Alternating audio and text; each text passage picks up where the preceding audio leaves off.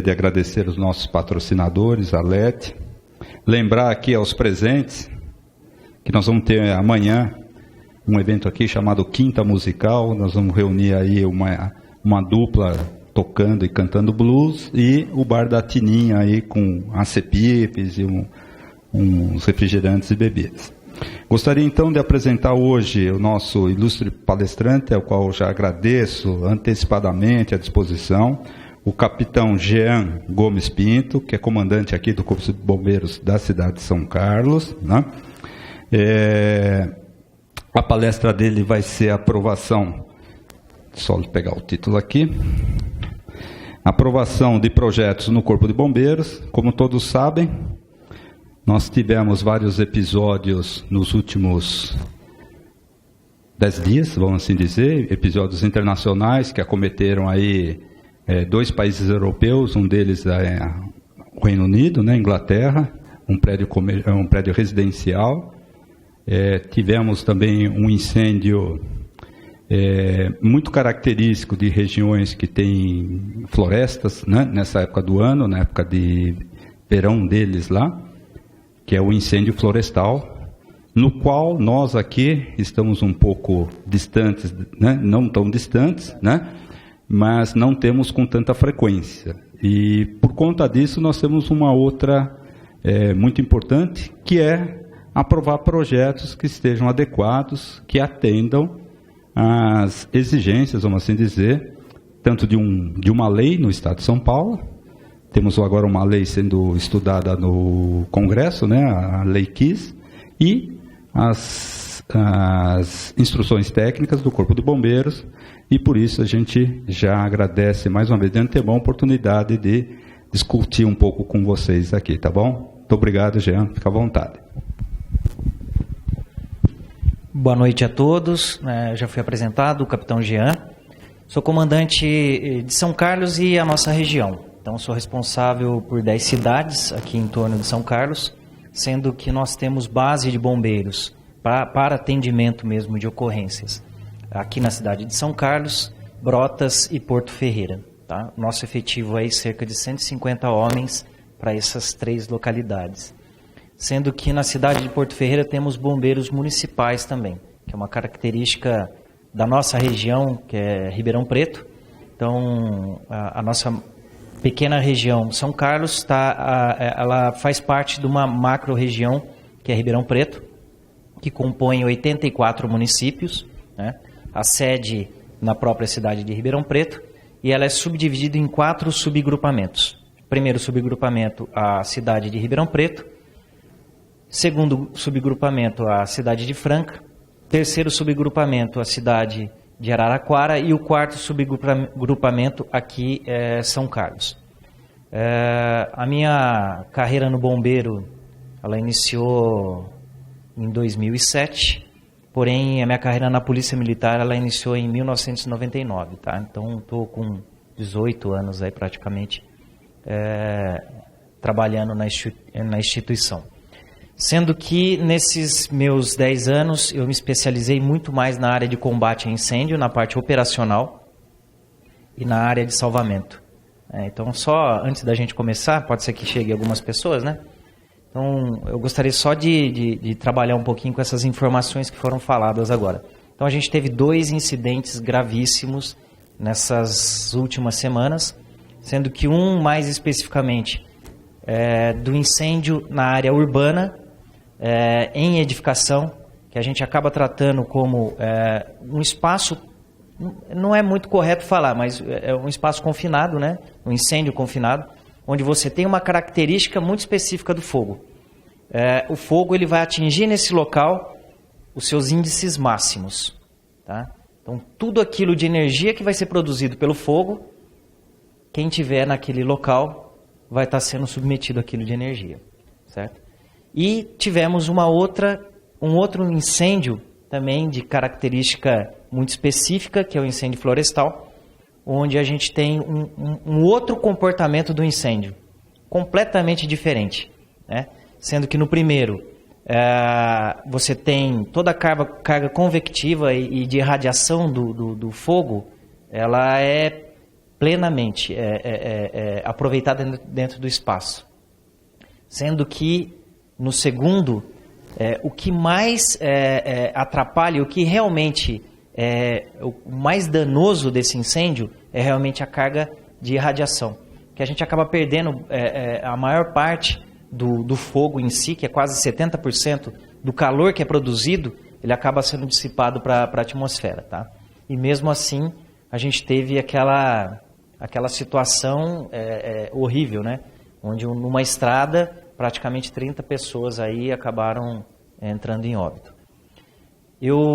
Nesses últimos 10 anos, como eu disse anteriormente, eu acabei me especializando mais na área operacional. Até 2 anos atrás eu trabalhava no 2º Grupamento de Bombeiros em São Paulo, na Casa Verde, onde eu tive a oportunidade de trabalhar muito com a parte de treinamento e combate a incêndio. Onde eu tive a oportunidade aí de estar viajando para os Estados Unidos e Alemanha e trazer um treinamento muito próximo ao tipo de incêndio que aconteceu na Inglaterra, né? Então, um incêndio em local fechado, onde a gente tem os comportamentos, chamados aí comportamentos extremos do fogo. Mas nos anos, aí, mais ou menos 2011, eu ainda trabalhava aqui na região de Ribeirão Preto, e eu tive uma oportunidade também de fazer um treinamento de combate a incêndio florestal no norte dos Estados Unidos, onde tem a segunda maior base, né, de combate a incêndio florestal. A primeira é na Califórnia e a segunda é no estado de Montana. E passei alguns dias lá com o pessoal, algumas semanas, né, e fazendo um treinamento específico de combate a incêndio florestal. E a realidade de Portugal é muito parecida com a realidade americana, porque a gente tem uma interface entre cidade e área rural, né? Então isso que acabou propiciando muito com que o fogo ele acabasse destruindo vilarejos e caminhasse muito em regiões habitadas e urbanizadas. Tanto é que lá eles têm o chamado incêndio de interface, né? E foi justamente esse tipo de treinamento que eu fui fazer, tá? Então agradeço a presença de todos e a gente vai começar realmente com a nossa preleçãozinha, tá?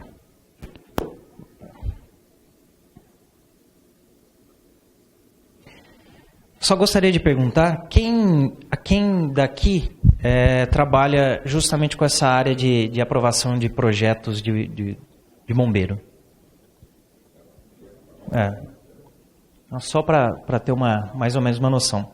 Porque a gente vai estar falando de algo bem básico realmente, tá? Como a gente se localizar na legislação, qual é a legislação e quais seriam os procedimentos que a gente deveria adotar conforme a análise e o enquadramento que a gente vai acabar fazendo da nossa legislação, tá? Então, a gente vai estar falando sobre o nosso regulamento de segurança contra incêndio, o nosso decreto mais atual. Primeiramente, a nossa classificação, a gente deve verificar o seguinte, deve verificar a ocupação, a altura, o risco, o tamanho e qual a legislação que a gente vai estar utilizando para esse enquadramento, correto? Então, para a ocupação, a gente vai utilizar a primeira tabela, que é do próprio decreto. O decreto 56.819, tá? De 2011. Então, a gente vai verificar um exemplo aqui, né, do grupo A, uma ocupação de uso residencial, no caso unifamiliar. No caso de unifamiliar,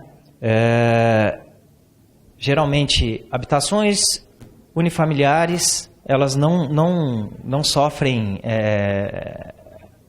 a necessidade realmente de um projeto técnico, tá? Então é uma característica específica.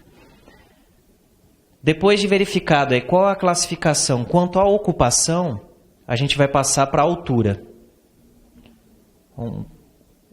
Edificações térreas, edificações baixas, de baixa, média altura, mediamente alta e edificação alta. Posteriormente, a gente vai verificar o risco, né? Baixo, médio e alto. Isso aqui está levando em consideração realmente a carga incêndio que existe dentro daquela edificação.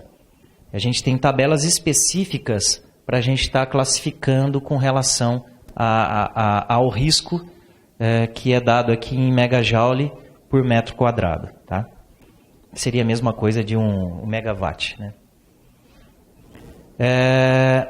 E com relação à legislação, seria o nosso quarto item. Então, com relação à legislação, se a gente tiver uma edificação de um período anterior a esse decreto 56.819, que é de 2011, ela pode ser analisada conforme as legislações anteriores, que em alguns casos acaba sendo mais benéfico. Mas para isso eu tenho que ter uma comprovação que aquela edificação ela foi construída, tá? Um carnê de PTU e etc., que vai comprovar essa edificação. Ou eu já tenho um projeto anterior aprovado dessa edificação. As edificações, se elas forem anteriores ou sendo posteriores, a quinta etapa a gente passaria o quê? A verificar a área dela em metros quadrados. Se as nossas edificações elas são menores que 750 metros quadrados e a altura também é menor que 12 metros, a gente vai usar a tabela número 5 do decreto, que a gente vai ver daqui a pouco, para estar fazendo realmente a previsão de quais são as medidas necessárias para aquele local. Caso a nossa área construída ela seja maior que 750 metros quadrados ou tenha altura aí maior que 12 metros, aí a gente vai enquadrar em algumas tabelas específicas que a gente vai ver alguns exemplos daqui a pouco. E se for no caso de uma edificação anterior ao decreto, aí a gente vai para IT 43, sendo que, só voltando um pouquinho, a gente tem um decreto que é o 56.819 e junto, em anexo, existem 44 ITs, que são instruções técnicas. Cada instrução técnica ela vai trazer realmente uma necessidade ou, se não, algum detalhamento das necessidades que devem ser adotadas. Um exemplo, a IT 22, ela vai falar especificamente sobre hidrantes ou mangotinhos. Então lá a gente vai verificar qual a necessidade de vazão, a necessidade dos tipos de diâmetro para aquele local, já voltado para a nossa vazão, a pressão necessária para alguns locais e etc. O tipo de requinte, do esguicho que a gente vai estar utilizando, que vai ser proporcional à vazão e à pressão também no local.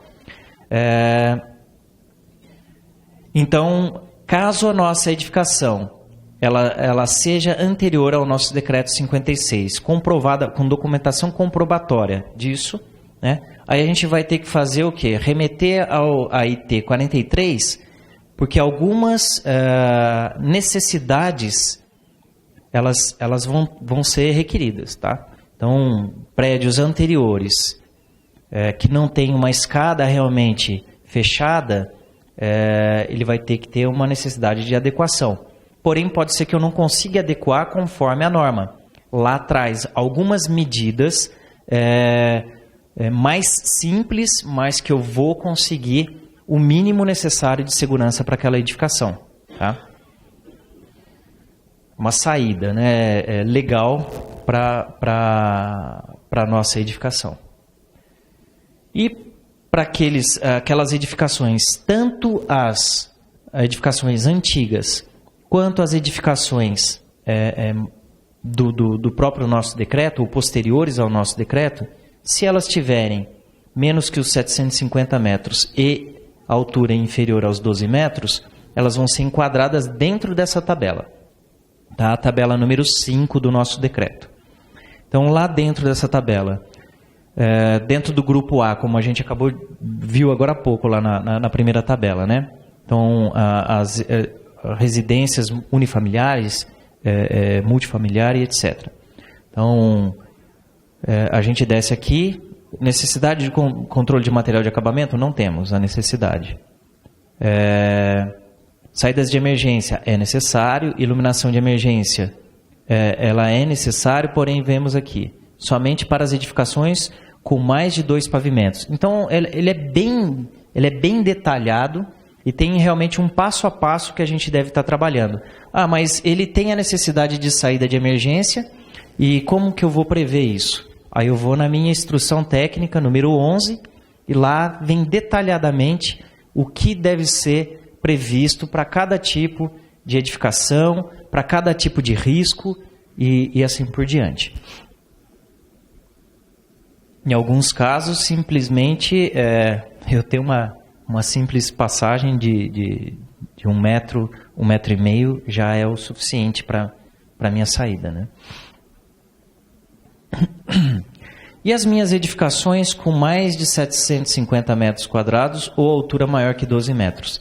Aí eu vou trabalhar com tabelas próprias, tá? Que são as tabelas 6. Então 6A vai de 6A até 6M, onde eu tenho praticamente todos os meus riscos abrangidos aí, tá? Quando eu tive a mudança do decreto 46 para o decreto 56, então foi inserido aí algumas medidas, né, de controle de fumaça, elevador de emergência, instalações elétricas e essa tabela número 7 nova aqui, onde eu trato os subsolos de uma forma bem própria. A gente vai dar uma olhadinha nessa tabela aí e vai tratar de um exemplo bem simples, mas só para a gente poder entender. Teve criação de tabelas próprias para silo e hangar. Antigamente a gente tinha uma dificuldade muito grande para enquadrar um hangar. O hangar era o quê? Era um depósito, né? Tratava ele como um depósito.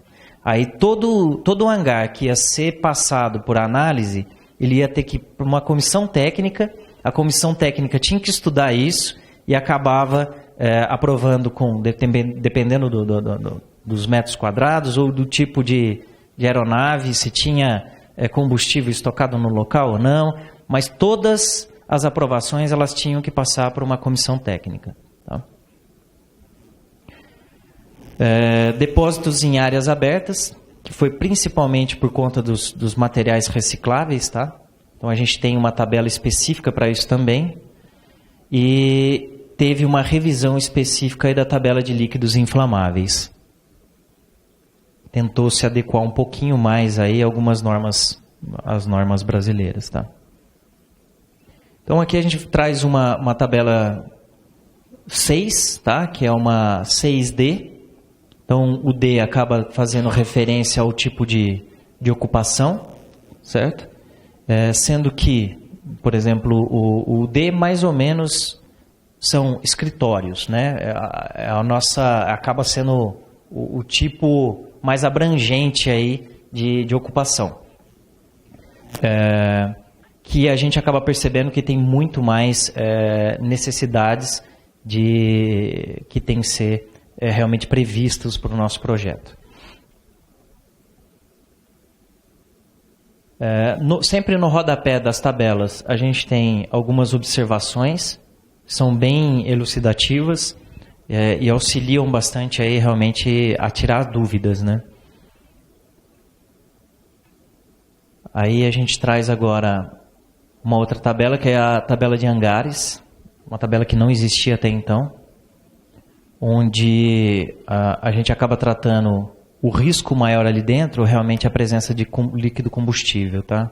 Que tem um alto poder aí de queima.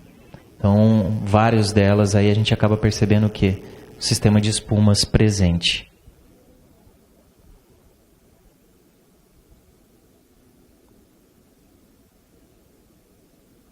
Opa, eu acho que eu pulei alguma aqui. A tabela 6M. Como eu tinha referido anteriormente, né, tinha tido uma revisão da tabela de líquidos, gases, combustíveis e inflamáveis, tá? Onde foi subdividido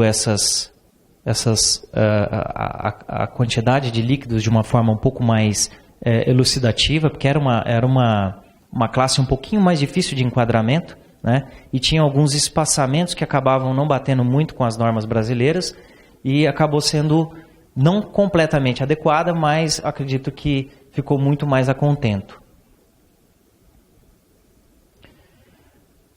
E temos outra tabela que também não era prevista anteriormente, tá? Silos, onde o nosso maior problema é o problema de explosão em virtude de poeira em suspensão, tá? Então, o controle de pó e o controle de fontes de ignição são algo realmente que nos traziam muito problemas e nós não tínhamos uma saída muito legal para a coisa. Então, acabava se tentando adequar, mas não tinha a legislação realmente que nos amparava para aquele tipo de previsão, tá? Então, com esse decreto aí, a coisa ficou mais fácil e acredito que muito mais segura.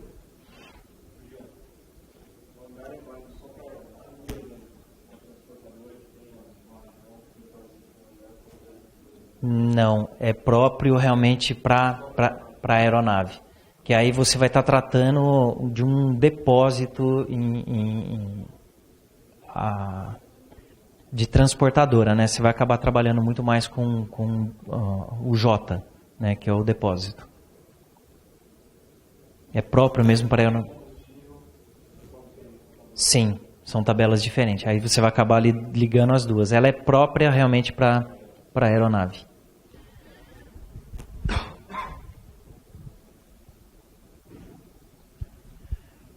E uma tabela nova também, com o 56, que foi a ocupação de subsolo quando ela é diferente de estacionamento, tá? Era um problema recorrente nas análises nossas, o uso do subsolo com alguma classificação D também, junto, né? E alguns locais até reunião de público em subsolo, que realmente é algo, vamos dizer assim, extremo, né? Você não vai ter você não consegue ter o controle daquela quantidade de fumaça que acaba sendo liberada pelo incêndio. Então, tratou-se isso de uma forma específica justamente pelo risco que ele acaba apresentando. E temos aí, né, que até 50 no primeiro subsolo ou segundo subsolo. E aí a gente tem o que aqui? A quantidade de metros quadrados, tá? Abaixo desse primeiro ou segundo subsolo, aí a gente vem para essa segunda aqui, essa segunda tabelinha. As notas de rodapé. E aí, a nossa exigência conforme a tabela 6J, tá? Então, as áreas descobertas, o meu material reciclável, que antigamente só fazia uma pilha gigantesca simplesmente ficava lá no céu aberto. Eu não tenho risco. Se pegar fogo, não tenho cobertura, mas eu tenho sim um risco muito grande. Eu participei de vários incêndios aí em material reciclável, onde passamos alguns dias tentando apagar esse incêndio. É um incêndio que tem uma propriedade muito específica, né? Porque quando você tem um incêndio em sólido, material sólido, ele queima na superfície e em profundidade. E quando é material reciclável, você tem muito plástico. Então ele queima na superfície, forma uma camada, uma crosta. Você não consegue atingir o centro do fogo. Então ele vai ficar pegando fogo até que você consiga realmente remover todo aquele material de um lugar, apagando os pequenos focos e passar ele totalmente para outro lugar. Então, por isso acaba durando dias, a necessidade de máquina retroescavadeira e etc. Então, é um incêndio, pode não ter aquele risco imenso, porém é um incêndio muito trabalhoso, né? E que demora muito tempo para ser extinto, além da quantidade de água necessária para a gente fazer a extinção dele.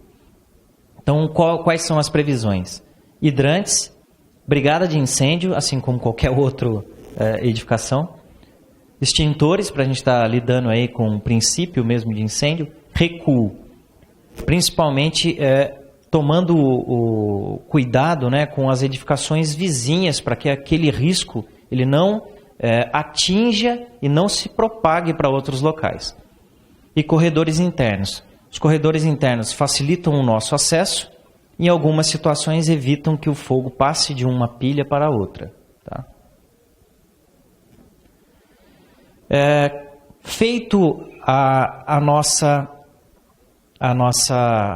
o nosso enquadramento, segundo a ocupação, segundo a altura, segundo a nossa carga de incêndio, o risco, a gente verificou a legislação que deve ser empregada naquele local. Essa minha edificação é anterior, comprovadamente anterior, e verificado aí a nossa a quantidade de metros quadrados. Aí a gente vai passar realmente para a parte do projeto em si. Certo? Então, existem algumas subdivisões desses projetos, como eles devem ser apresentados.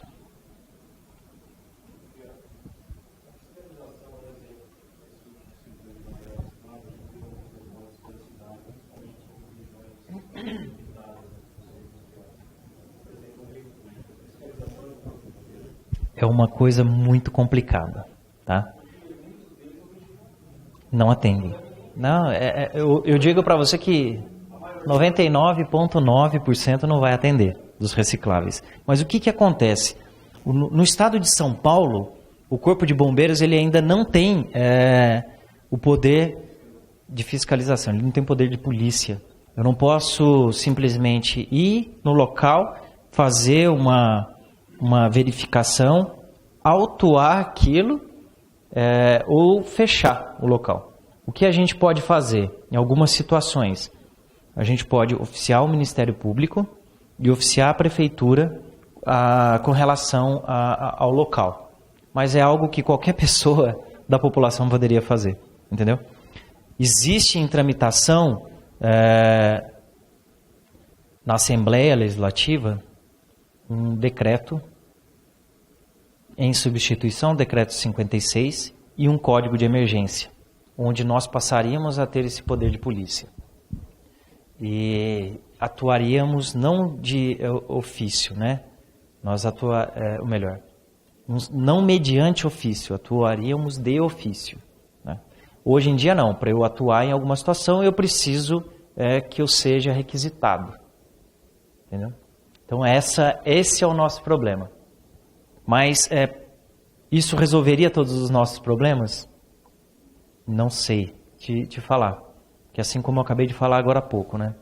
Eu sou responsável por uma micro-região de 10 municípios. Nesses 10 municípios eu tenho Corpo de Bombeiros, eu tenho baseado em 3 cidades. E meu efetivo total são por volta de 150 homens.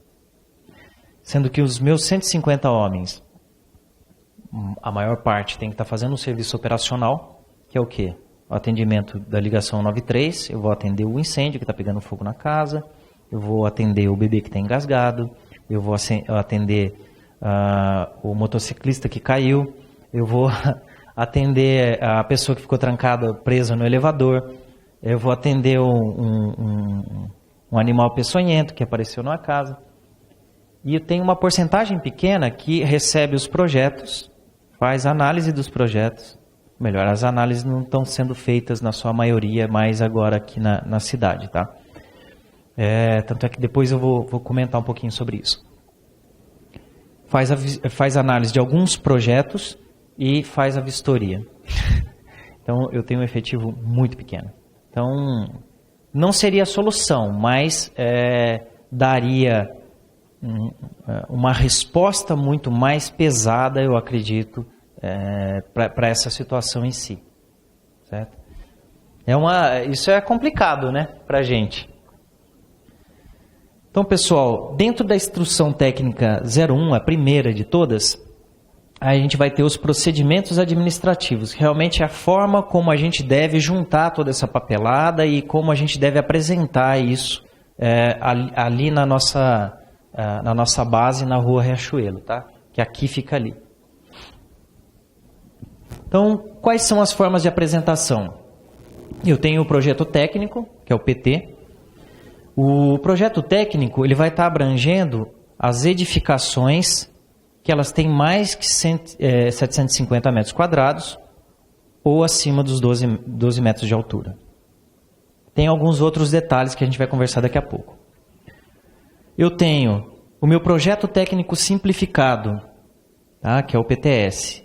Dentro desse PTS, né, estão as minhas edificações com menos de 750 metros quadrados e altura inferior a 12 metros.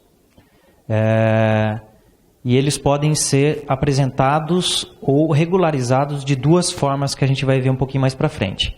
E toda a instrução específica vai estar dentro da minha IT 42. Certo? Temos o projeto técnico para instrução, para instalação e ocupação temporária. Então, uma festa num campo de futebol, por exemplo. Né? Não, no campo de futebol não vai dar certo. Mas numa praça pública. No local onde eu não tenho edificação nenhuma. Então, eu vou ter uma reunião de público. Geralmente são os nossos rodeios, as festas juninas e etc. Onde o maior risco nosso é a reunião de público. Tá? Então, eu tenho eventos aí que eu tenho uma reunião de 30 mil, 50 mil de público. Tá? E o projeto técnico para ocupação temporária em edificação permanente. Então, aqui eu já tenho uma edificação, porém, naquele momento específico, eu estou mudando a ocupação daquela edificação. Então, aí entra o estádio que vai receber uma festa lá no gramado. Então, aí eu vou colocar 50 mil pessoas para assistir um show de rock, por exemplo. Então, o que era previsto nas arquibancadas, mais o que é previsto no campo, e eu tenho que ver se as minhas saídas vão dar conta de todo aquele público. Pode ser até o nosso auditório. A gente vai fazer uma festa aqui dentro do nosso auditório. Vamos receber um público maior. Então, necessariamente teríamos que estar fazendo aí um projeto específico para esse tipo de evento. Tá? Então, as características da edificação. Área de construção acima de 700... Projeto técnico. Área de construção acima de 750 metros quadrados ou com altura acima de 3 pavimentos. Porque o nosso decreto ele acabou mudando em alguns detalhes. Né?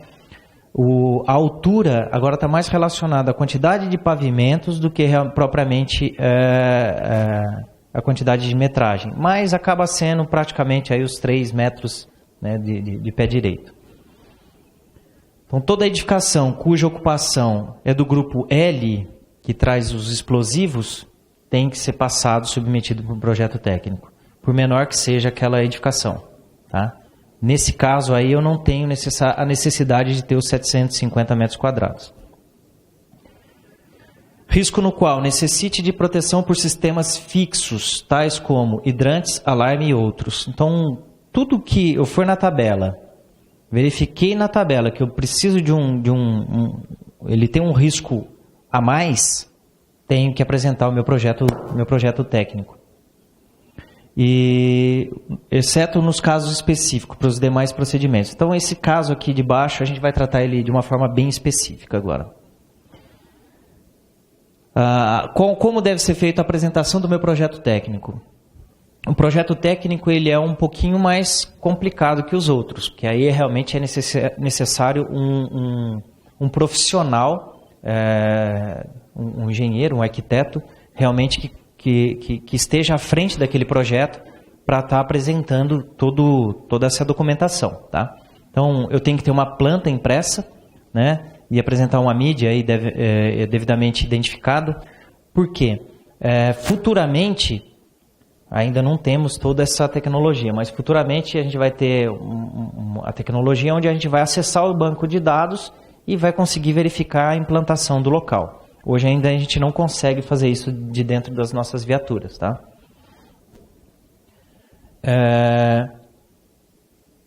Então, um projeto onde a gente vai estar indicando algumas coisas nele, né? E os riscos em si vão estar todos dentro da nossa implantação. Dentro do nosso projeto técnico, quais são os prazos? Então, depois de apresentado ele, eu tenho 30 dias para estar fazendo a análise. Essa análise hoje desse projeto, ela é centralizada. Então, todo esse material ele vai para São Paulo, ele é analisado por São Paulo e depois ele retorna novamente aqui para a nossa base.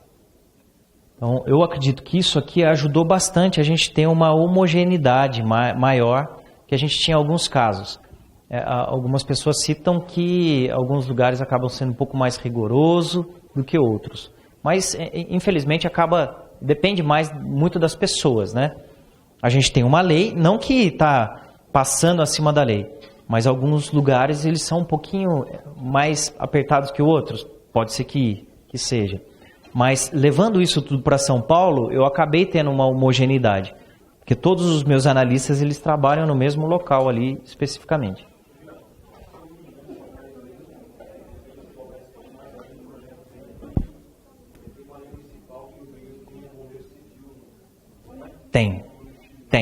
Tem sim. O que acontece? Em 2009 foi regulamentado uma lei federal onde o bombeiro civil ele teve realmente reconhecido a sua profissão, certo? A partir daí começou-se a trabalhar muito mais com a figura do bombeiro civil. Então, teve algumas adequações nas normas do próprio Corpo de Bombeiros voltadas a isso, tá? E teve também alguns municípios que valorizaram, vamos dizer assim, a profissão do bombeiro civil. Então, eu tenho um brigadista e eu posso ter realmente um profissional que vai trabalhar como bombeiro. Então, eu acredito que existe um ganho, na realidade, você trabalhando com um profissional que tem muito mais conhecimento do que o próprio brigadista. O que acontece, o brigadista? Eu estou desempenhando a minha função dentro da empresa. Então, eu sou operador de uma máquina. Aí eu recebo um treinamento e aí eu vou atender uma emergência. Então, e aí eu tenho um outro profissional que ele está à disposição ali, X horas, justamente para quê? Para verificar quais são as medidas necessárias para aquele local, e está verificando constantemente se aquilo está sendo furado ou não. E numa situação de emergência ele atuar. Tá? Então eu tenho um ganho com relação a isso. E a cidade de São Carlos, ela tem sim essa lei. Eu não sei se ela está sendo cumprida integralmente, porque não nos compete ainda essa verificação. Tá? Nós temos que avaliar e checar se essa norma estadual ela está sendo cumprida. Tá? E dentro da norma estadual ela fala sobre a brigada em si. Em alguns locais específicos fala sobre bombeiro civil. Tá? Por exemplo, o shopping center. Lá é uma figura específica. Ali, além da brigada, eu tenho a necessidade de ter um profissional da área. Certo? E depois da análise feita e já liberado no sistema, nós temos aí um prazo de 30 dias para fazer a vistoria no local. Sendo que a vistoria é feita pelo órgão local. Então, São Carlos vai fazer de São Carlos, Brotas vai fazer de Brotas e a cidade que é ao redor, Porto Ferreira, da mesma forma. Sendo que alguns projetos ou algumas edificações com algumas normas ou necessidades específicas, por exemplo, sprinkler ou uma compartimentação, aí é necessário que um profissional que tenha a qualificação específica que vá fazer essa vistoria.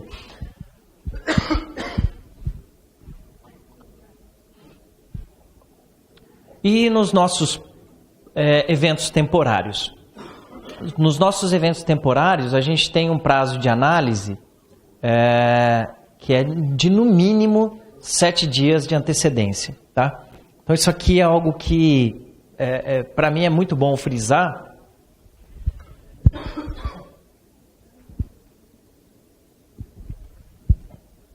é muito bom frisar, porque a nossa demanda acaba sendo muito grande.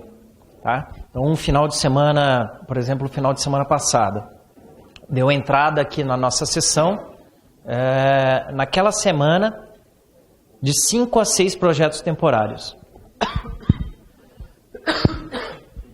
Para ser feita a análise e ser feita a vistoria. Então, às vezes eu não tenho tempo hábil para estar fazendo isso. Às vezes ela entra em cima da hora com pendências e eu tenho que verificar essas pendências, vou devolver o projeto para a pessoa, depois essa pessoa vai retornar o projeto para mim novamente e pode ser que ela tenha problemas ainda no projeto.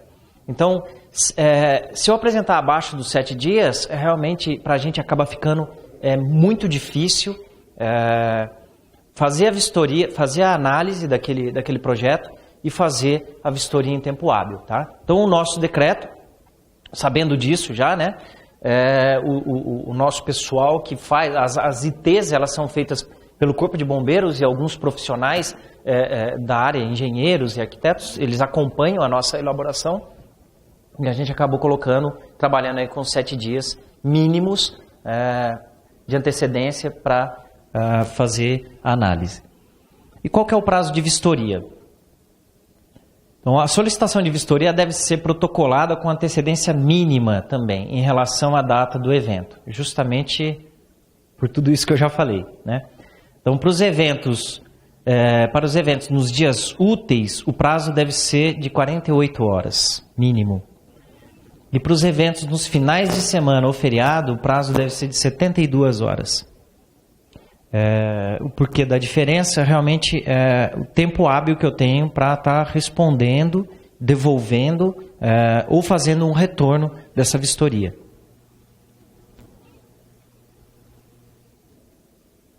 Opa.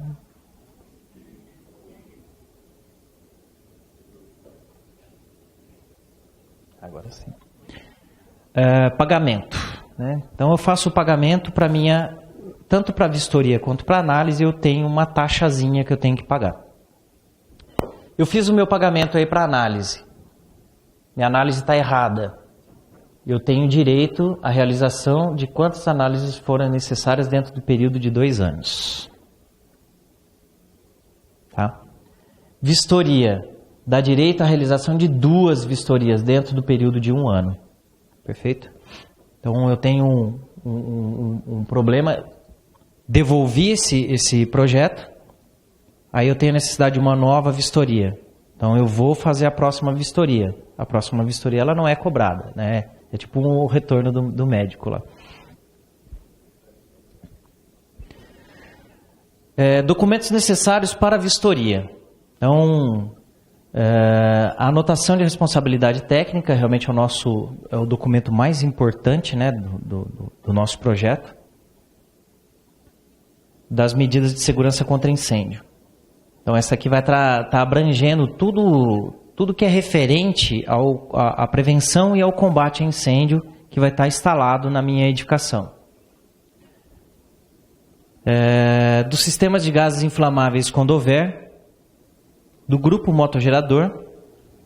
Isso aqui também é algo novo, né, que antes do 46 chegou a ter, mas caiu e depois com 56 ele voltou novamente. Das instalações elétricas, do controle de material de acabamento e de revestimento, quando a classe desse material ele não for classe 1, né, que ele não for em combustível. Quando ele não for em combustível, eu preciso aí de uma ART específica para o meu material de controle de acabamento. Da pressurização da escada de segurança, isso quando for previsto. Então, algumas edificações, quando elas são muito altas, eu tenho a necessidade de fazer ou uma escada enclausurada, protegida, e quando não é possível, eu posso estar trabalhando com a minha escada pressurizada, tá? Ou a escada de segurança aí, que ela pode ser adotada de diversas formas, protegida, enclausurada, pressurizada e etc. Do revestimento dos materiais, dos elementos estruturais protegidos contra o fogo, vasos de sob pressão, compartimentação vertical e shaft e da fachada envidraçada. Então aqui está um problema que eu acho que a gente acabou enfrentando lá em Londres, né?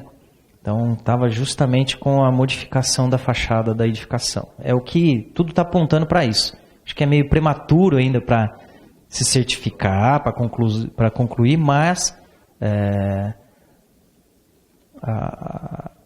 alguns estudos acabam verificando que o fogo ele acabou tendo um comportamento meio que anormal no prédio, justamente porque esses materiais eles eram combustíveis e ele acabou quebrando a compartimentação vertical do prédio. Aí eu tive um incêndio passando de um apartamento para o outro, e até virar uma tocha só o meu prédio todo, tá? Em pouquíssimo tempo. Dos sistemas de controle de temperatura, desempoeiramento e explosão para os silos, tá? Não é mais exigido, antigamente era exigido. Anotação de responsabilidade técnica do sistema de chuveiro automático, sistema de detecção de incêndio e sistema de controle de fumaça. Por que isso? Porque ele está dentro da minha ART específica, aqui à volta, das medidas de segurança contra incêndio. Então ele vem direto nessa daí, já com a previsão daqueles itens que antigamente eram uma ART específica para isso. E não é mais exigido, né, os atestados de abrangência do grupo motogerador, do emprego em si, né, do material de acabamento e revestimento. Documentos mínimos para o protocolo, tá? Para eu protocolar, fiz a análise, passou a análise. Então, na análise ela vai o quê? A implantação, pode ir a RT já ou não, tá? E ela vem trazendo todas as medidas. Então, eu fiz a previsão de hidrantes. Então, conforme a IT 22, eu descrevo todo o meu memorial. Então, memorial de cálculo dos meus hidrantes, como vai ser a disposição. Na minha implantação, eu coloco quais são os pontos e etc. Isso vai ser analisado pelo nosso oficial que está lá em São Paulo. E aí ele vai verificar se tudo realmente está dentro da conformidade. Análise passou, beleza, posso pedir a minha vistoria. O que é necessário para a minha vistoria? A RT da instalação de manutenção das medidas de segurança contra incêndio. Aí sim eu preciso estar apresentando ela. E o comprovante de recolhimento, tá, da minha taxinha lá, ou da solicitação de vistoria. Os demais documentos, tá, eu tenho grupo motogerador, eu tenho instalação de GLP e etc. Tudo isso ele pode ser apresentado na própria vistoria, quando o bombeiro for lá, ou posterior. Tá? Só não vai ser liberado o AVCB. Então, foi aprovado a vistoria, porém ele está aguardando documentação. Então a gente fica esperando realmente que aquela documentação ela seja apresentada, e eu vou explicar como essa documentação ela pode ser apresentada também. Feita a vistoria, quais são os prazos do meu auto de vistoria? Então, ele tem validade de 1 ano, tá? Para as edificações desabitadas, devido à não possibilidade de treinamento de brigada de incêndio. Isso acontece muito no prédio, acabou de ser feito, e eu preciso do auto de vistoria para tirar o meu habite-se. Então, é feita a vistoria no prédio, mas não tem ninguém morando lá ainda. Não tem ninguém morando, eu não tenho como ter uma brigada de incêndio. Então, não tem como treinar essa brigada. É feita a vistoria, todos os sistemas eles estão instalados, eu tenho toda a documentação necessária, vou lá e emito validade de 1 ano para aquela vistoria. Tá? Aí possibilita a construtora correr atrás aí do habite-se. Estádio de futebol. Por que estádio de futebol? Ele corre em paralelo com outro tipo de vistoria no local. Tá? Então, virtude da gente ter diversos problemas, principalmente aqui, né, no Brasil, acabou se trabalhando, a federação, ela trabalha com uma vistoria anual, que ela tem que ser solicitada sempre no final da validade do meu AVCB, tá? O Corpo de Bombeiros ele emite um laudo, e é emitido um laudo também pela polícia, tá? Verificando alguns outros itens naquela identificação que não sejam da área de combate a incêndio, da área de segurança. É da área de segurança, porque para evitar, por exemplo, estou passando por uma reforma e eu tenho uma quantidade de pedra acumulada em algum lugar. Então aquilo ali é um risco. Enquanto não é removido aquele material, não é liberado a vistoria da polícia, e a vistoria do bombeiro está condicionado, então uma está condicionada à outra, certo? Locais de reunião de público nas divisões F6 ou F7. F6 são os barzinhos, local onde eu tenho realmente reunião de pessoas, tá? Então, devido aí à possibilidade de modificações do layout desse local, então é exigido realmente vistoria com uma maior frequência, tá? São os locais onde a gente ultimamente tem os maiores incidentes, certo? Haja visto aí a Boate Kiss, alguns anos atrás, que a gente teve a morte aí de mais de uma centena de pessoas, tá? Comércio de fogos de artifício, realmente materiais explosivos, né? Validade de 2 anos. Locais de reunião de público F3, F5 e F4, que são locais onde eu tenho uma menor rotatividade dessas pessoas, tá? Então, são eventos esportivos em si, a maior parte deles. Validade de 3 anos. Praticamente, a maior parte dos casos, elas se enquadram nos 3 anos. E validade de 5 anos. Nos grupos A, D, E1, E2, E3, E4, G1, G2, H4 e H6, sendo se esses daí forem todos menores que 12 metros de altura.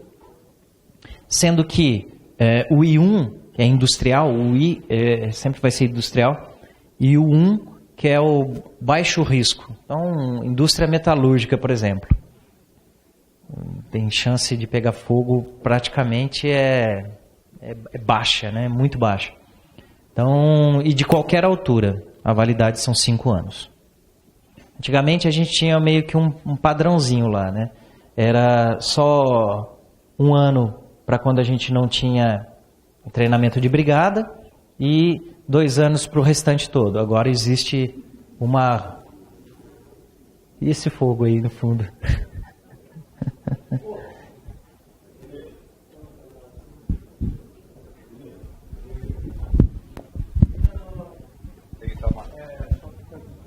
Ah, por causa de família?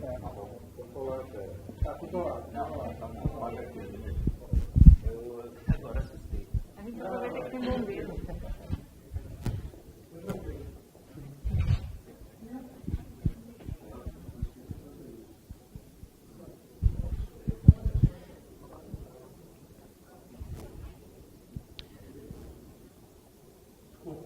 Não, tranquilo. Eu assustei mesmo, porque eu pensei que ninguém tinha percebido do fogo. Não, eu percebi.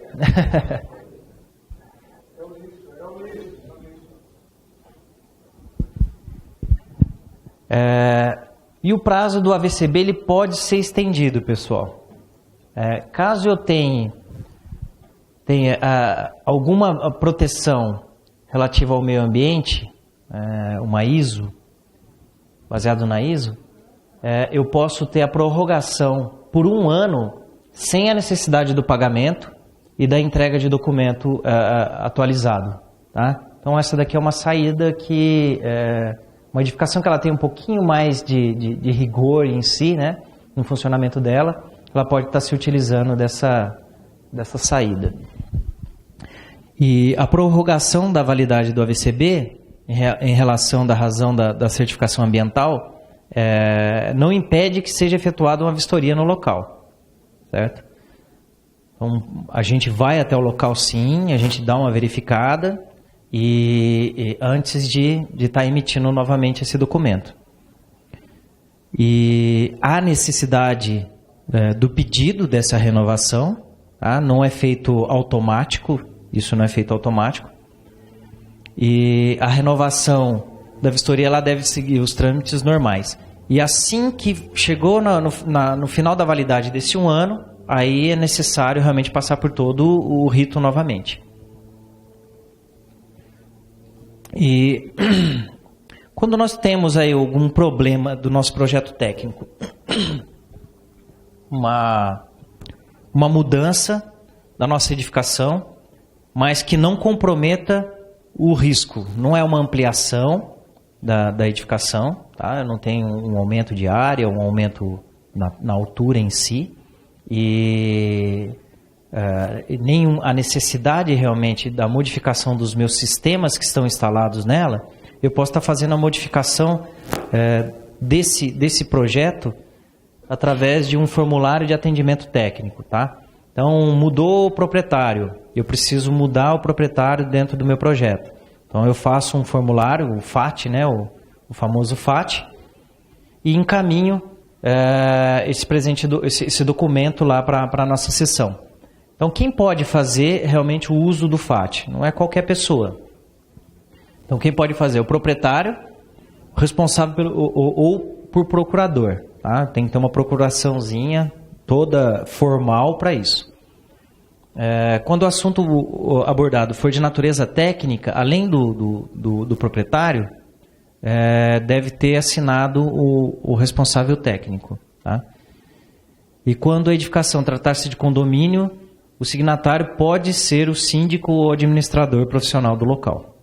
Perfeito? Isso é bem simples, né? É uma saída bem rápida, porque os nossos FATs, eles não têm que ir até São Paulo, tá? Os nossos FATs, eles são analisados no local e eu tenho um prazo para isso.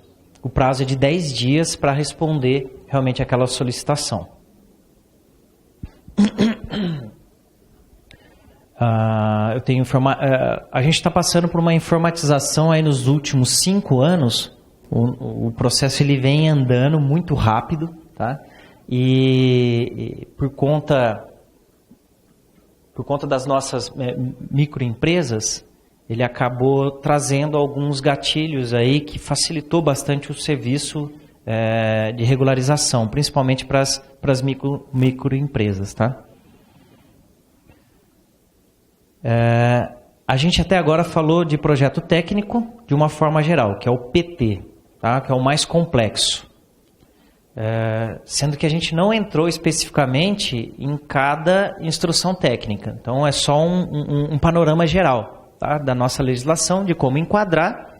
Eu descobri que é o PT, quais são as medidas que eu devo fazer e o que eu devo apresentar. Ponto. Agora a gente vai falar um pouquinho mais sobre o nosso projeto técnico simplificado. Esse aí é realmente, como o nome diz, é bem simples, tá? Então ele vai trazer os procedimentos administrativos, tá? Para a regularização daquelas edificações abaixo dos meus 750 metros e menos que os 12 metros, tá? Visando a celeridade do licenciamento das microempresas, principalmente por conta disso, e empresas de pequeno porte, tá? Conforme o nosso decreto aí, 56.819. E o que é necessário para esse enquadramento? Possuir a área menor que 750, desconsiderando as áreas permitidas pelo decreto estadual. As áreas frias, né, que a gente acaba chamando aí.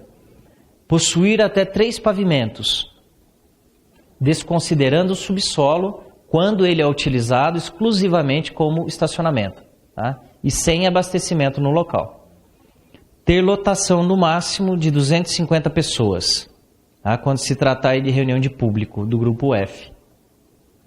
O grupo F ele traz um rol bem grande, né, de F.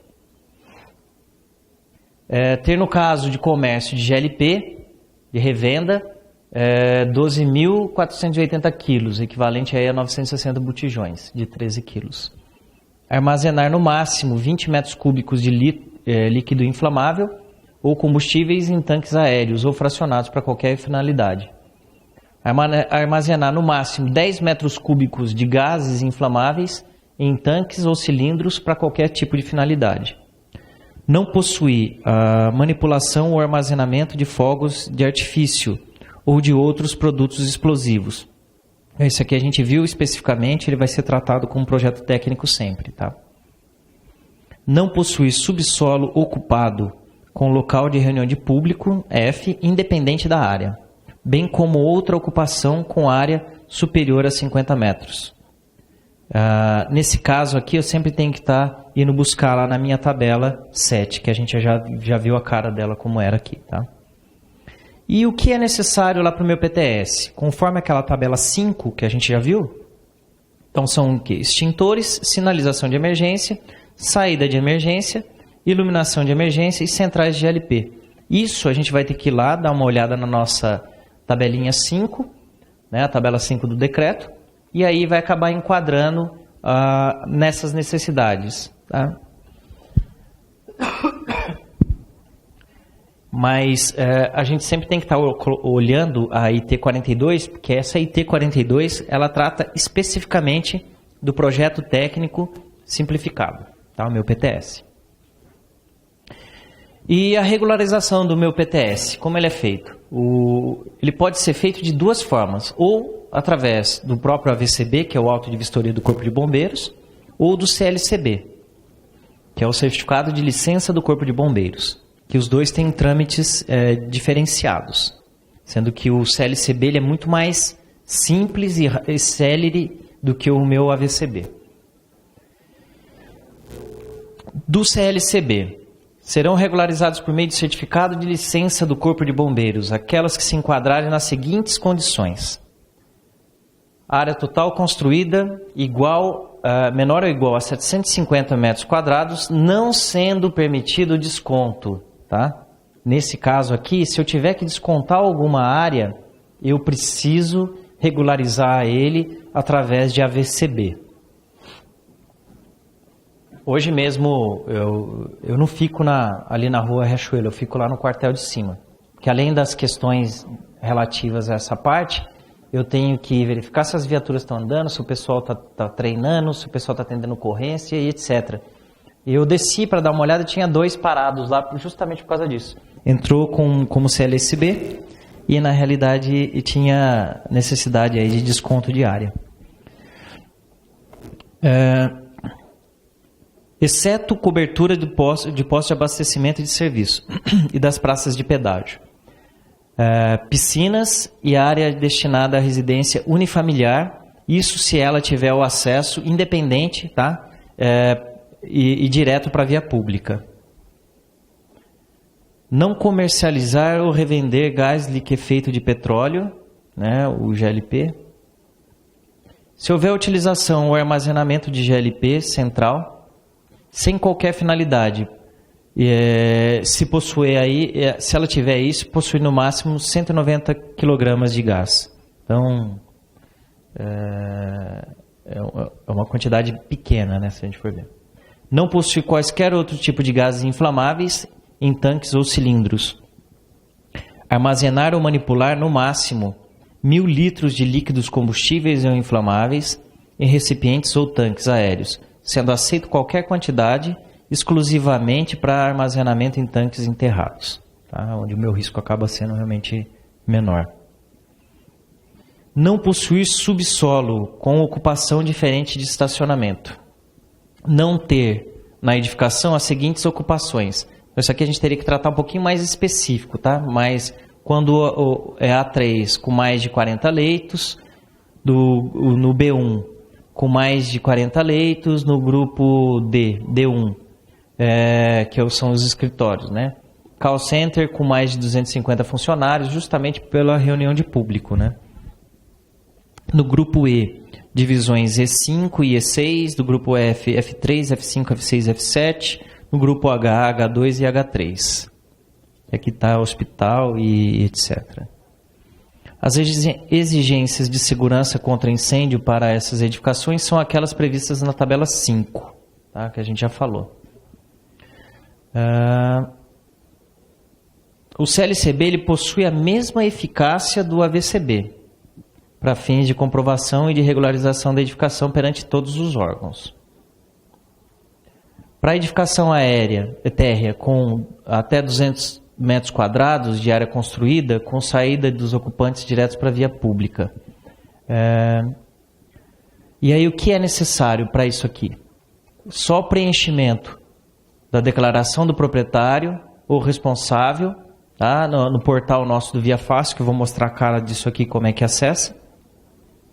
E se a gente verificar a legislação, também vou mostrar por onde a gente verifica essa legislação, tá? Seria o nosso anexo B. Então o proprietário vai lá, ele mesmo preenche tudo isso aqui, manda e faz o recolhimento da taxinha. E para os demais casos, se for maior que os 200 metros quadrados, tá? E não tiver a saída direto para a via.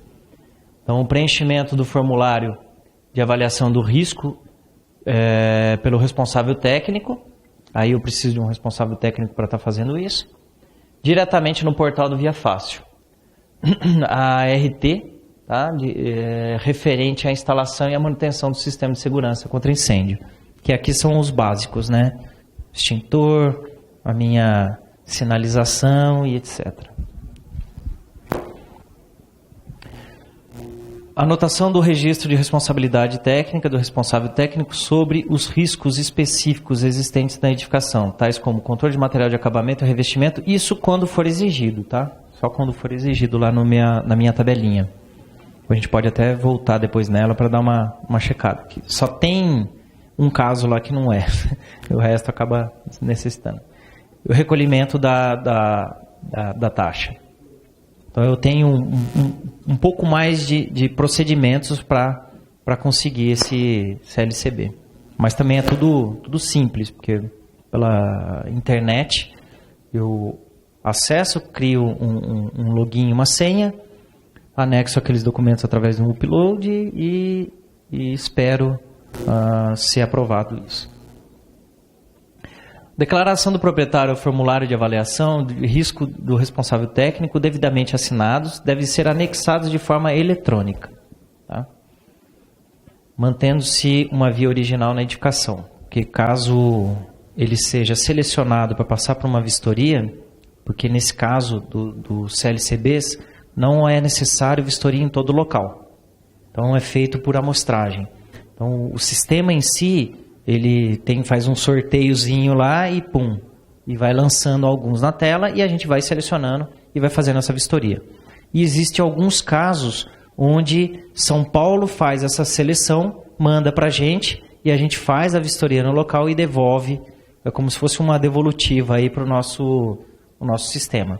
Isso acontece até no caso de projeto técnico, o PT, tá?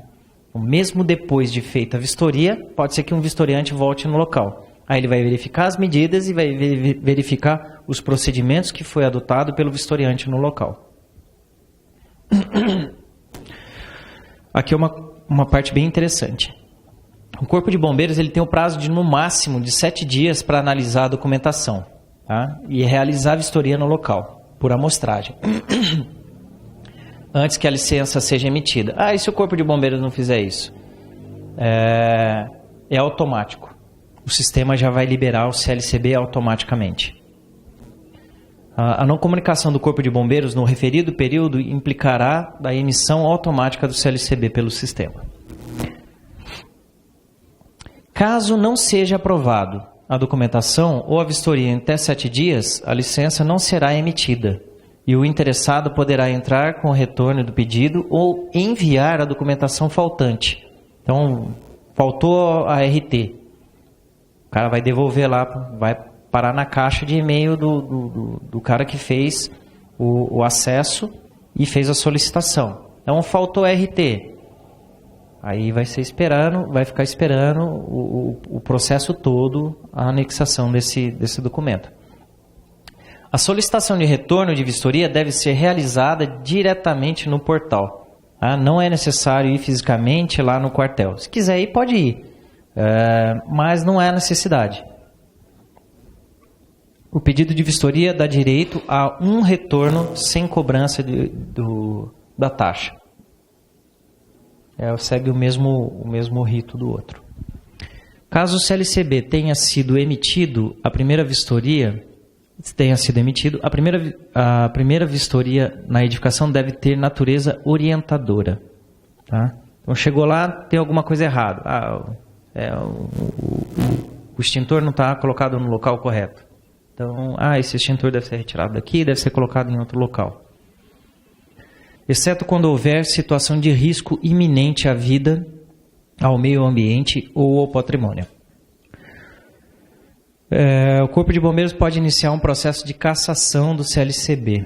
Tá? Então, não é porque é emitido em 7 dias, mesmo sem a verificação do Corpo de Bombeiros, que está tudo certo. Então, acontece que o bombeiro está passando no local e verifica alguma coisa, que geralmente seja iminente aí, atentando o risco iminente à vida, ao meio ambiente e ao patrimônio. Então esse CLCB ele vai ser cassado. Ou mesmo que for no local e verificar que o local não se encaixa no caso de CLCB, tá?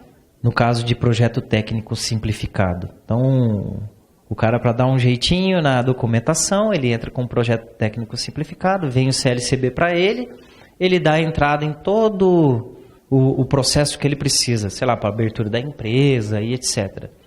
Porém, o sistema todo ele foi ludibriado. Ele deveria ter entrado com um projeto técnico simplificado. Um exemplo, uma portinha que vende fogos de artifício. A gente já viu que precisa do quê? De um projeto técnico completo para isso. E o cara tenta entrar com pode ser por desconhecimento também, com um CLCB. Tá? Sendo verificado, anula-se, faz a cassação desse CLCB.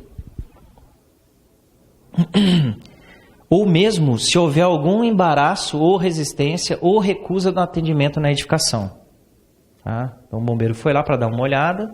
Não, aqui você não vai entrar, não vai verificar. Tudo bem, muito obrigado. Tal.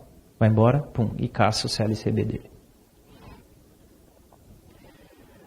Foi constatado na vistoria situação de risco iminente, isso a gente já falou. Foi constatado fraude ou não enquadramento da edificação nas condições de risco do item 52 da IT. Então, faltou algum item, aí ele pode ser cassado também. Tá? Se for a primeira vistoria, pode ser orientativo se não for atentar tiver um risco iminente naquele local. Mas, se por um acaso já foi feita essa vistoria, o cara alugou um extintor para colocar na parede, não acontece isso, né? Isso não acontece. O cara alugou um extintor, colocou na parede, passou a vistoria, ele foi embora, aquele extintor ele foi retirado do local e devolvido. Né? Então, realmente pode ser cassado o CLCB dele. Então, aqui a gente falou nos casos mais simples, que é o do PTS, que é a regularização dele através de CLCB. Tá? E agora, a regularização do meu PTS através de auto de vistoria. Então, as exigências de segurança, elas praticamente são as mesmas, tá? Só a forma ela é um pouco mais, pouquinha coisa mais complicada. Então, eu vou utilizar novamente a tabela 5, tá? Se eu puder dar uma olhada na IT a 42, no item 9, ela vai estar me descrevendo muito mais especificamente. Nesse caso, haverá vistoria, sempre, tá? Quando eu vou regularizar o PTS por AVCB, aí sempre vai ter vistoria do Corpo de Bombeiros.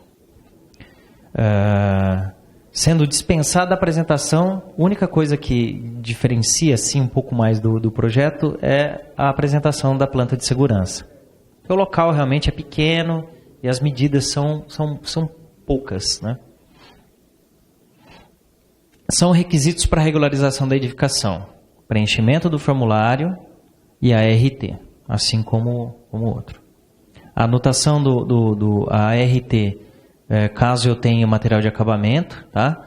Gases inflamáveis ou vasos sob pressão, isso só quando houver. o recolhimento da taxa, isso vai acontecer em todos os casos, né? E sendo aprovada a vistoria, será emitido eletronicamente o auto de vistoria do Corpo de Bombeiros. Então, hoje já não existe mais o cara que assina o documento vai assinado e etc. Não. Sempre vai parar na caixa de e-mail daquela pessoa, pode ser o profissional, o próprio proprietário que fez a tratativa para regularização. Esse fluxograma aí nem vou passar por ele. Nós temos aí também um sistema integrado de licenciamento. Então, o cara quer abrir uma empresa. Então, ele pode ir em algum órgão público e para levar toda aquela documentação e através de lá ele pode já emitir direto o auto de vistoria dele por CLCB, tá? E de uma forma muito mais rápida e num único órgão em si. Então, se a classificação dela for baixo risco, pode ser regularizada aí mediante o licenciamento integrado, tá?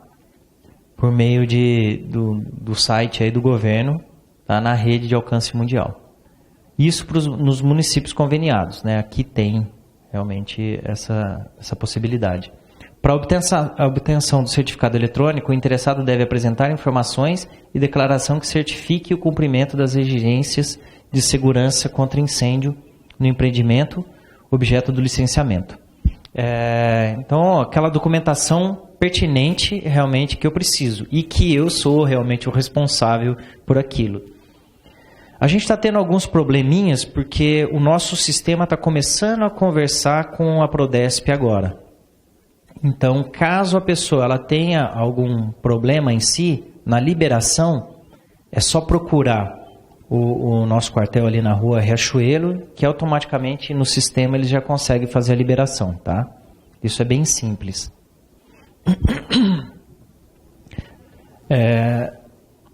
Assim como só a situação lá do meu CLCB, que é um CLCB, o Corpo de Bombeiros ele pode a qualquer tempo verificar as informações e declaração prestada, inclusive por meio de vistoria e de solicitação de documentos. Então, é algo que acontece com uma certa frequência.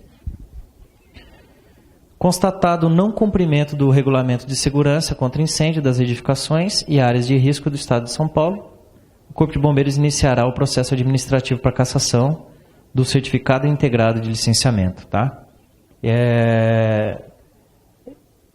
Tem acontecido muito, principalmente no começo, quando se possibilitou isso, tinha muita gente tentando realmente regularizar coisas grandes através dessa forma mais simples, tá?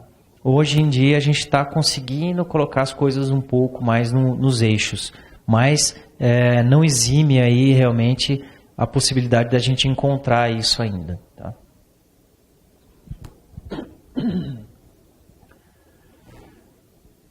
O microempreendedor individual que exerça sua atividade econômica em área não edificada, tais como ambulantes, carrinho de lanche em geral, barracas itinerantes e congêneres, não está sujeito à fiscalização do Corpo de Bombeiros, tá? Não tem uma edificação em si para ser vistoriada. Agora, quando esses daqui estiverem dentro de um evento temporário, aí muda a figura, tá? Porque dentro do meu evento temporário, o meu rodeio, eu vou ter a área, minha praça de alimentação. E dentro da minha praça de alimentação, eu devo ter vários requisitos, assim como a previsão de extintores para os locais onde tenho a presença de chama.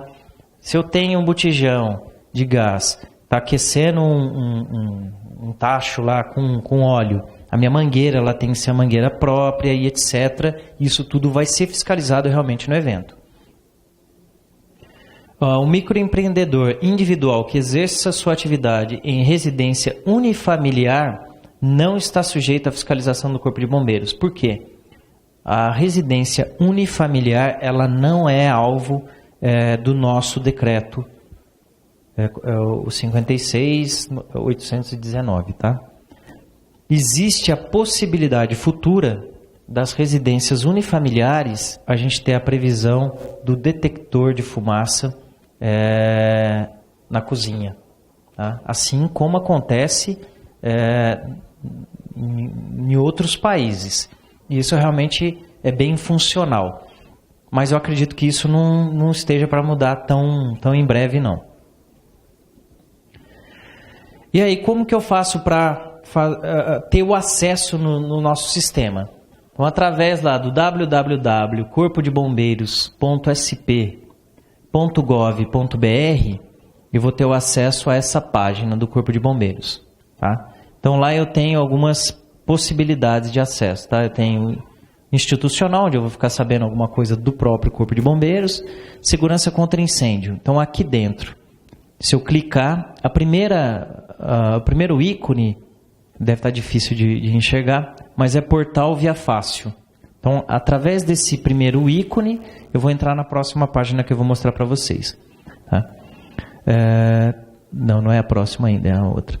Legislação, consulta. Então, aqui dentro de legislação, consulta, eu tenho acesso a toda a legislação do Corpo de Bombeiros. Tudo. IT, decreto, tudo que eu preciso estar sabendo. Tem uma cartilha orientativa. Ela é muito básica na realidade, tá?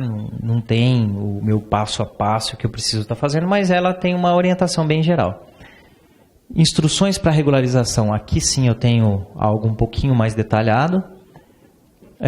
Uma simulação, perguntas frequentes. Aqui eu tenho uma simulação da taxa, quanto que eu vou pagar. Então lá é atualizado direto aí o valor da minha UFESP, né? E ele faz a continha para mim. Credenciamento isso aqui ainda não tá funcionando muito bem. Aplicativo do Corpo de Bombeiros. E eu não consigo nem ler qual que é o outro. Livro da Segurança. É verdade, é o livro. Uhum. Então, se eu entrei lá dentro de legislação consulta, eu vou ter essa telinha aqui. Então, eu venho lá. Situação, tenho a legislação em vigor e tenho as legislações antigas que eu posso ter o acesso. Caso minha edificação ela não é enquadrada, ela é anterior. Eu vou enquadrar ela lá no meu 46.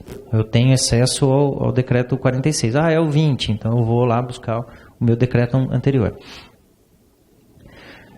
Dentro de legislação, eu posso ter o quê? Comissão técnica, consultas técnicas. Isso aqui é muito interessante, viu, pessoal?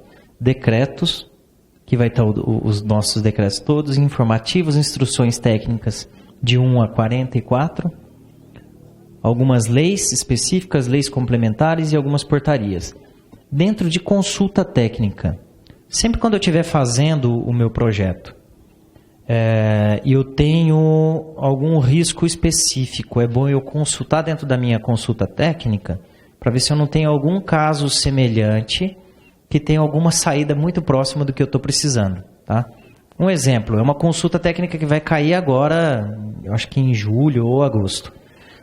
Mas o cara vai apresentar um projeto técnico temporário e tem um camarote lá no rodeio. Eu preciso de uma lona, isso aí a gente passou há pouco tempo aí, uma lona que ela seja incombustível ou ela tem uma taxa de incombustibilidade lá específica.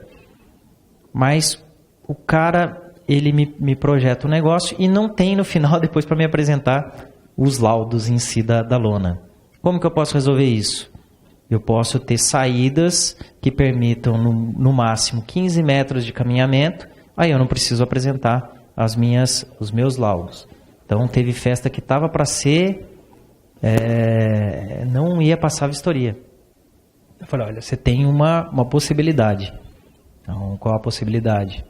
Você pode me fazer a modificação desse layout, colocando realmente as saídas dessa forma, e aí eu vou conseguir te aprovar dentro da legislação específica, tá? Não estou fazendo nada de errado. E aí conseguiu passar a festa do cara justamente por causa disso, porque senão não ia passar. Infelizmente,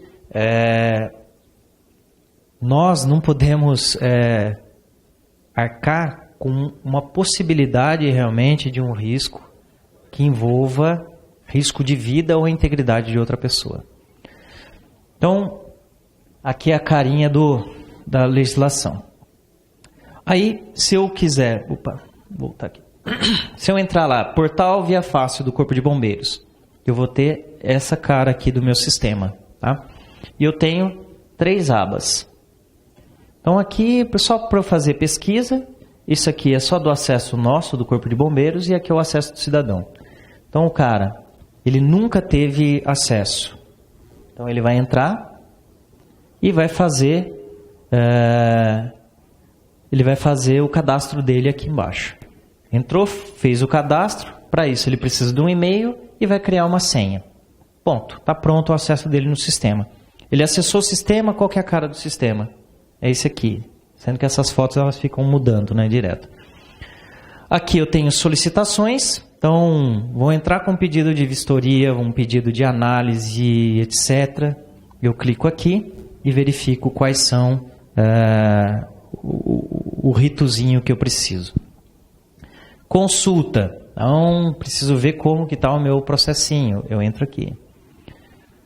Usuários, upload dos documentos. Aqui está onde eu vou realmente anexar todos os meus documentos. Sendo que, mesmo anexando os documentos, eu devo guardar uma cópia junto comigo, tá? Apoio ao usuário e sair. Então, pessoal, essa daqui, de uma forma bem rápida, o que a gente conversou com os senhores? A gente mostrou como eu faço para enquadrar o meu projeto em si. A gente mostrou para os senhores quais são as 4 categorias de projeto, tá? Conversou um pouco mais especificamente sobre o projeto técnico, poucos detalhes, mas de uma forma mais abrangente. E a gente mostrou para os senhores mais ou menos a cara do projeto simplificado. Tá?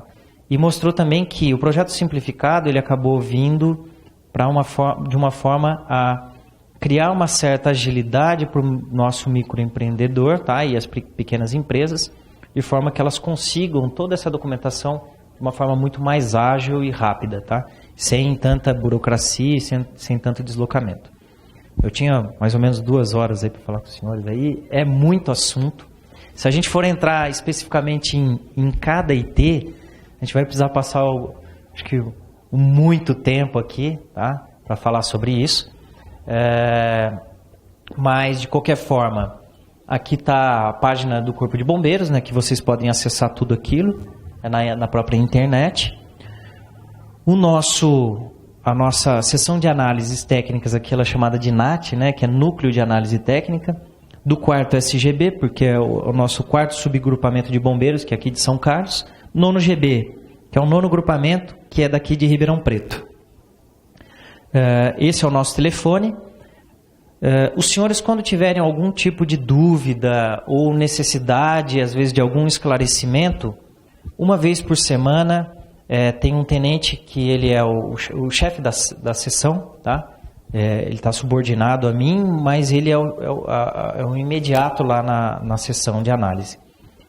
Vocês podem estar marcando uma consulta técnica com ele e estar realmente debatendo uma melhor saída, às vezes, para o projeto dos senhores. Gostaria de me colocar à disposição do que for necessário. Vocês podem ter certeza que a nossa intenção é sempre o melhor de uma forma, eu acho que geral. Então a gente prima sempre pelo conjunto, tá? Pela comunidade, visando primeiramente realmente a vida, a integridade física, o meio ambiente e o patrimônio. Eu digo que demorou um pouquinho para chegar no Corpo de Bombeiros, né? Eu acabei ficando um tempo no policiamento, mas eu me encontrei realmente na minha profissão. E aqui até um desabafo. Eu gosto muito da minha profissão. E é uma forma realmente da gente fazer algo pelo outro, tá? E eu acredito que aquelas pessoas bem intencionadas, mesmo com a apresentação de um projeto técnico, isso acho que é muito importante para a nossa comunidade. porque a gente cria uma situação de segurança de uma forma geral, e isso é muito importante, tá? Eu agradeço a oportunidade de estar aqui agora. Espero que a gente possa ter outros encontros e outros debates com relação a isso. Alguém tem alguma pergunta? Eu sei que eu falei muito, mas é porque o assunto é muito longo, muito extenso. Obrigado. Obrigado. Vamos abrir para perguntas. Só um minuto.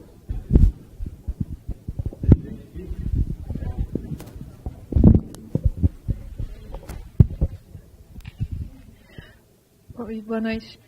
Parabéns pela palestra. Achei que foi simples, mas bem bacana. Meu nome é Simone, eu sou engenheira civil.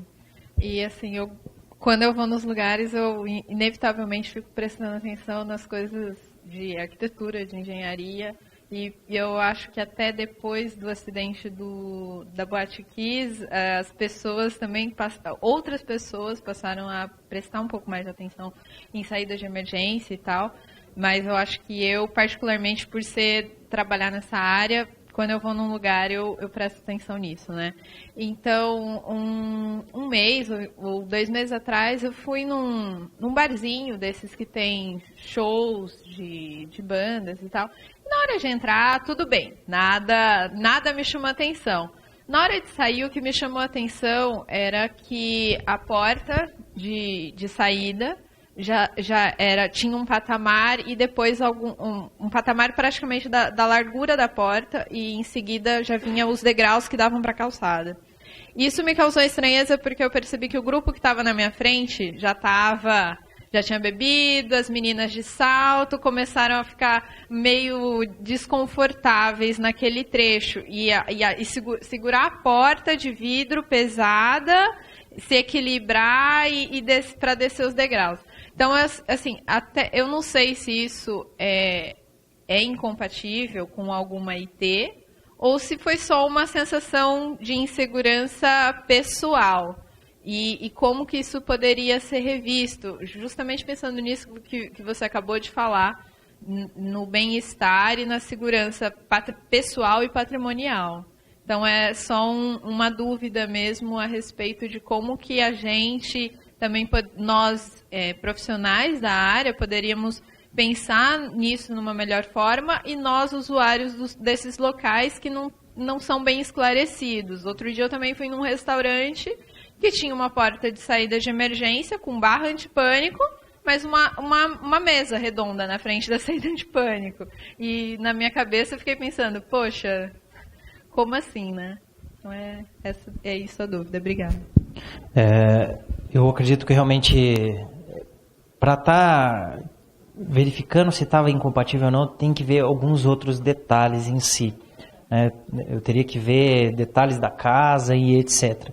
Mas, de preferência, em alguns tipos de saída, deve-se dar prioridade a rampas com declividade muito baixa, né? Então, realmente, isso acaba chamando bastante a atenção da gente. Mas o caso concreto é difícil, às vezes, de você analisar ele assim de uma forma muito superficial. Mas eu acho que essa sensação, né, de insegurança, isso, acho que todos nós deveríamos ter isso para cobrar um pouco mais de todo lugar que a gente vai. Se nós frequentássemos os lugares mais seguros, os lugares inseguros acabariam tendo que se mudar. Teriam que se adequar realmente para receber o público. E isso eu acho que acaba partindo até do indivíduo, ele pode tomar uma esfera coletiva, que eu acho que isso seria realmente muito importante. É difícil falar especificamente desse caso, tá? É difícil mesmo. Alguém tem alguma pergunta?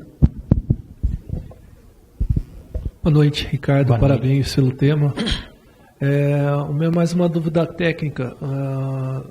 Sou um pouco leigo no assunto, tenho um pouco conhecimento, mas não trabalho especificamente na área. Mas trabalho numa empresa e escutei que a gente está tendo algumas dificuldades com edifícios multifamiliares verticais. Em alguns layouts de planta que existem duto de ventilação. para banheiros, né? Para fazer a ventilação do banheiro. E existe, assim, o que eu percebo é que existe um certo conflito entre o sanitário e a exigência do bombeiro de ter o isolamento, né? De não transformar aquilo numa propagação, né? A gente acaba, o que eu estou percebendo que a gente acaba optando é por atender o corpo de bombeiros, porque a gente precisa do AVCB no final, e a vigilância sanitária ela acaba sendo um pouco mais flexível na questão das vistorias. Mas eu queria saber, assim, existe alguma discussão, porque é uma discussão, assim, o que a gente percebe é que está tendo essa discussão, né? E a gente já conversou com bastante, na região de Bauru, que a gente tem bastante obra, aqui em São Carlos mesmo, com o Gregório, já conversamos com bastante, mas parece que não existe assim algo como que a gente possa resolver, né? Não ficar nem ruim com uma parte, nem com a outra parte, né? Mas parabéns pelo tema. Isso é algo que começou a me chamar a atenção. Eu nunca fui da área, especificamente área técnica, mas a gente como oficial, eu sempre tive que fazer análise, tive que fazer vistoria e etc. Mas o tempo que eu acabei ficando em São Paulo, mesmo aqui em Ribeirão Preto, eu comandei o posto de Ribeirão Preto por vários anos, né? Então, eu sempre fui muito mais ligado à área operacional em si. Quando eu estava em São Paulo, eu comecei a estudar, além da parte de combate a incêndio, ficar de costa aqui, pessoal, não. Eu comecei a estudar bastante a área de proteção respiratória. Comecei a verificar que o próprio Corpo de Bombeiros, ele não seguia alguns itens específicos, tá? Como nós não somos CLTistas, nós somos estatutários, acha-se que nós não devemos seguir algumas NRs, tá? Mas eu comecei a trazer algumas coisas da NFPA, algumas coisas que são empregadas na Europa de uma forma geral, a própria norma DIN alemã e etc. E justamente nessa área. E nessa época comecei a trabalhar, fazer parte do CB32, justamente na área de revisão da norma de proteção respiratória, tá? E aí eu comecei a perceber o conflito de áreas. E eu acho que nós temos que modificar realmente a forma como algumas coisas são feitas. O que me explica bastante é o quê? Que o Brasil é um país muito recente algumas coisas no país. A própria segurança contra incêndio, ela começou a ser prioridade depois que morreu 180 e poucas pessoas no Andraus ou no Joelma, e no outro incêndio morreu cerca de 20 e poucas pessoas. Tá? Aí que a gente começou a se preocupar realmente com isso. Porque até então não existia escada enclausurada, não existia nada disso. Tá?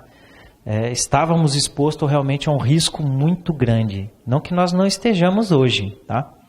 Então, o estado de São Paulo é um pouco diferente, mas mesmo assim em alguns locais. Eu trabalhei na cidade de São Paulo e andava no centro antigo e ficava vendo aquilo ali, um barril de pólvora. Tá? Dependendo do incêndio, é difícil, porque trabalhar um pouquinho mais consonante isso. Então, e para isso nós precisamos realmente integrar mais os órgãos. Eu acho que quando eu comecei a participar lá da ABNT, junto com a maior parte das pessoas que estavam sentadas ali, eram fabricantes de equipamentos. Né? Então, eles têm os interesses específicos econômicos dele. Eu, sentando como bombeiro, eu vou ter o quê? A minha visão de utilizar aquele equipamento numa situação extrema, que não é a mesma visão, às vezes, do profissional específico aí que vai estar verificando o sistema respiratório em si, tá? Então, eu acho que a gente precisa estar trabalhando com mais profissionais de várias áreas para isso, tá? Então, o bombeiro, ele quer o quê? Compartimentar, né? E eu, nessa experiência que eu tive de alguns anos aí na área operacional, eu tive a oportunidade de trabalhar em vários tipos de incêndio. Então, praticamente todos os incêndios dos shoppings que tiveram lá em São Paulo nesses últimos anos, eu estive em todos. Eu trabalhei no incêndio do Museu da Língua Portuguesa, eu trabalhei no incêndio de Santos, eu passei quase os 10 dias direto lá. Eu trabalhei no incêndio que teve no terminal de cargas lá da Local Frio, lá no Guarujá, onde explodiu containers, etc. Qual?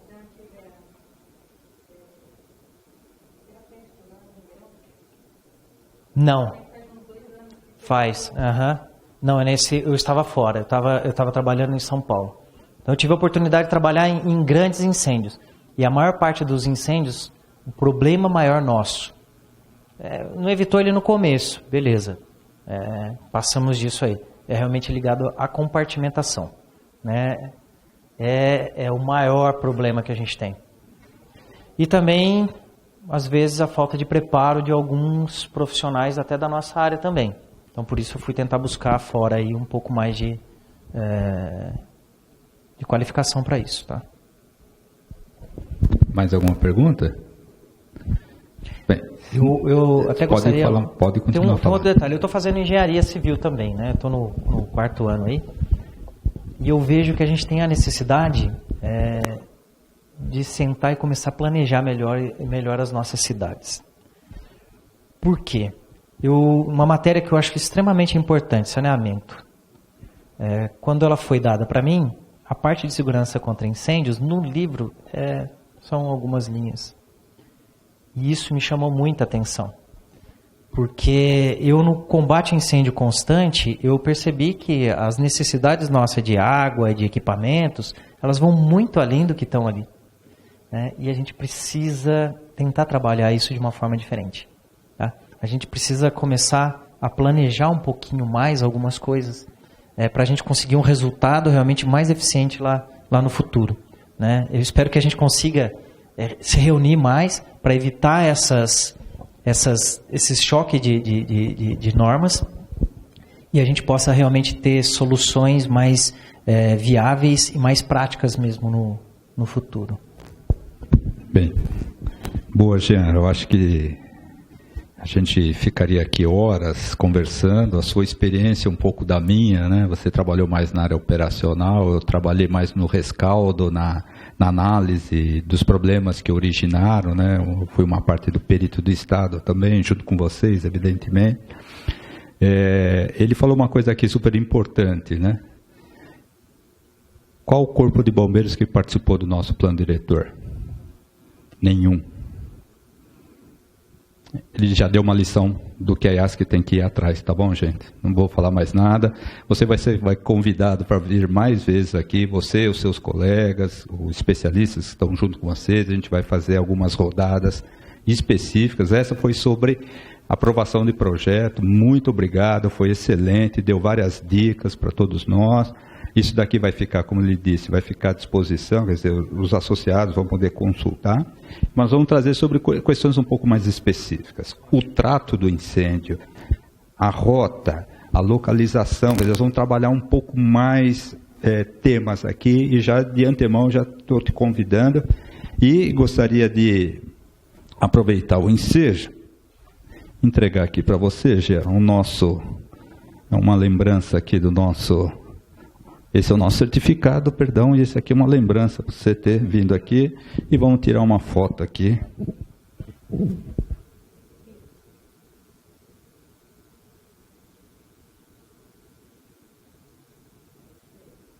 Aí você fala lá para o comando geral que é chocolate, tá? Mais uma vez eu gostaria então uma salva de palmas aqui para o capitão. E mais uma vez, muito obrigado, Jean. Eu que agradeço, só para finalizar, tá? Então a gente sempre está de portas abertas para, seja a menor dúvida, mas é muito importante, eu acho que de uma forma geral. Me sinto muito lisonjeado de ter sido convidado para vir para cá, e eu acho que o Corpo de Bombeiros ele tem que estar um pouco mais presente em algumas coisas, sim, né? Eu participei uma época em Ribeirão Preto, não do plano diretor, mas tinha um conselho, onde algumas questões eu via que faltava, às vezes, um dedinho da área de segurança, tá? E estou à disposição de todos. Muito obrigado.